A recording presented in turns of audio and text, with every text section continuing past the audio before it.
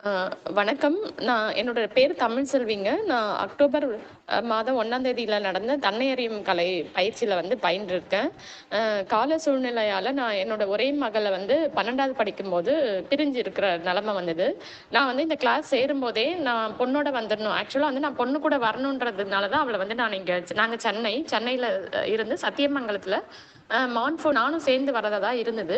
ஆனா, இங்க ரிலேட்டிவ்லாம் வந்து தெரிஞ்சவங்க நாங்க பார்த்துக்குறோம். நீங்க எதுக்கு நான் 19 இயர்ஸா ஒரே கம்பெனில வொர்க் பண்ணிட்டு இருக்கேன்.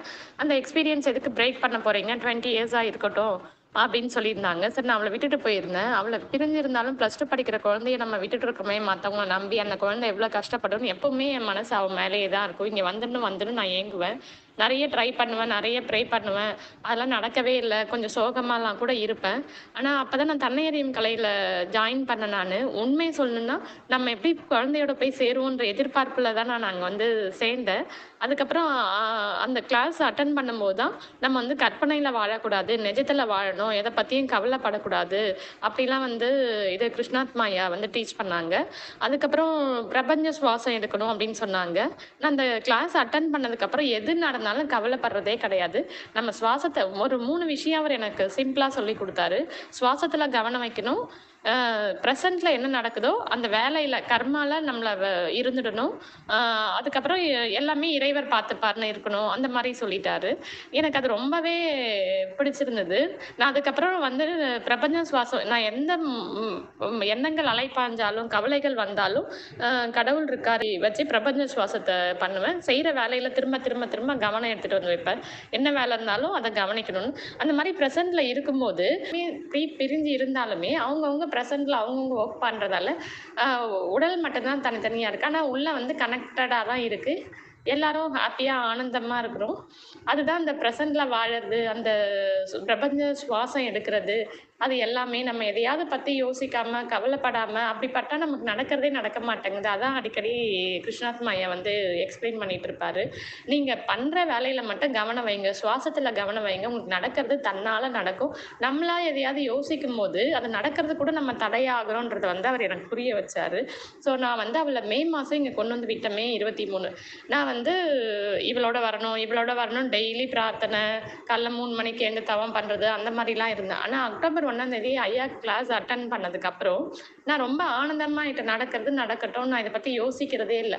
ஆனா சடனா பார்த்தீங்கன்னா, நானு இங்க நவம்பர் 28ஆம் தேதி கிளம்பி 29ஆம் தேதி காலையில இங்க வந்தாச்சு. நான் அப்ப அக்டோபர் 15 கிளாஸ் முடிச்சிருந்தேன். அடுத்த 1 1/2 மாசத்துல. அதுதான் இந்த பிரசன்ட்ல வாழறதோட பவரு. ஆக்சுவலா இப்பவும் எனக்கு 1 மந்த்தா வொர்க் ஃப்ரம் ஹோம் கிடைச்சிருக்கு. ஆனா நான் அத பத்தி கவலையே படுறது கிடையாது. எப்படியும் இறைவன் இவ்வளோ தூரம் நகர்த்திட்டு வந்தாங்க. கட்டாயம் வந்து நம்ம பிரசன்ட்ல இருக்கோம், நல்லா பண்றோம். நம்மளுக்கு நெக்ஸ்ட் 10 இயர்ஸ்க்கு குழந்தைங்களோட இருக்க மாரி வொர்க் ஃப்ரம் ஹோம் தான் கிடைக்கும். நம்ம இருப்போம். அந்த மாதிரி எனக்கே ஒரு நம்பிக்கை. கடவுள் எது பண்ணாலும் நம்மளுக்கு பெஸ்ட்டா தான் நடக்கும். அப்படின்ற மாரி இருக்கு லைஃபு. ரொம்ப ஆனந்தமா, அற்புதமா வாழ்ந்துட்டுருக்கேன். இதுக்கெல்லாம் வழிகாட்டுன கிருஷ்ணாத்மா ஐயாக்கு வந்து நன்றிகள் பல கோடி சொன்னாலும் இதா இருக்காது. அவர் அத நம்ம உணர்ந்து, அனுபவிச்சு, ஆனந்தமா இருக்கும்போது தான் வந்து நல்லா இருக்கு. அந்த பிரபஞ்ச சுவாசன்றது நம்மளுக்கு அந்த உள்நாக்குல ஒரு ஓட்டை இருக்கு. அதான் நுண்மா நுழைப்புலம். அந்த வழியா காத்து மூளைக்கு போது அப்படின்ற அளவுக்கு நுண்ணியமா சொல்லி தர இப்ப யாருமே கிடையாது. இந்த வாசி நானுமே வந்து ஈஷா யோகால 3 டேஸ் கிளாஸ் அட்டெண்ட் பண்ணியிருக்கேன். கவனகர் ஐயா கிளாஸ் அட்டெண்ட் பண்ணியிருக்கேன். வாசி கிளாஸ் 3 டேஸு. அவரோட 3 டேஸ் பயிலரங்கம் போயிருக்கேன். எல்லாமே பார்த்தீங்கன்னு வச்சுக்கோங்களேன், அதுக்காக நம்ம எக்ஸ்ட்ரா பண்ற மாதிரி இருக்கும். ஆனா நம்மளால அத ரெகுலரா பண்ண முடியாது.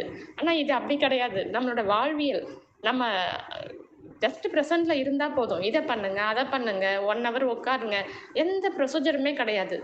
வாழுற வாழ்க்கைய சுவாசத்து மேல கவனம் வச்சு செய்ற வேலையில கவனம். அவ்வளோதான். இதுதான் வாழ்க்கை. இத விட்டுட்டு மத்தது எல்லாமே நம்ம படிச்சோம்னா, அது எல்லாமே புக்கிஷா, ஒரு ப்ரொசீஜரலா, ஒரு மெக்கானிக்கலா போயிடுது. நம்ம உடல வருத்துற மாரி இருக்கு. ஆனா இதுதான் வந்து கற்பனையில வாழாம நிஜத்துல வாழுங்கன்னு அடிக்கடி சொல்வாரு. இதுதான் உண்மையான வாழ்க்கை. இதுதான் உண்மையானது. தன்னை அறியும் கலைன்றத நான் இப்ப உணர்ந்து, பிரசன்ட்ல இருந்ததோட ஃபீட்பேக்க அனுபவிச்சு, நம்ம யாம் பெற்ற இன்பம் பெருகை வையகம்ன்ற மாதிரி இத நான் உங்களுக்கு சொல்றேன். கண்டிப்பா ஆனந்தமா இருக்கும். இத விட்டுட்டு எக்ஸ்ட்ரா எதுவுமே தேடாதீங்க. மனமது செம்மையானால் மந்திரம் ஜெபிக்க தேவையில்லை. மனமது செம்மையானால் வாசியை உயர்த்த தேவையில்லை. எல்லாம் உணர்ந்த அகத்தியரே வந்து சொல்லியிருக்காரு. ஜஸ்ட் டூ இட், அவ்வளோதான் வந்து இதில் ஃபார்முலாவே. ஜஸ்ட் ப்ரெசண்ட்டில் நம்ம இருக்கணும். அப்போ நடக்கிறதெல்லாம் கரெக்டாக தான் நடக்கும் அப்படின்றத வந்து ஐயா மூலமாக நான் உணர்ந்து அதை அனுபவித்து நான் உங்களோட பகிர்ந்துருக்கிறதுல பேரானந்தம் அடைகிறேன். நன்றிங்க.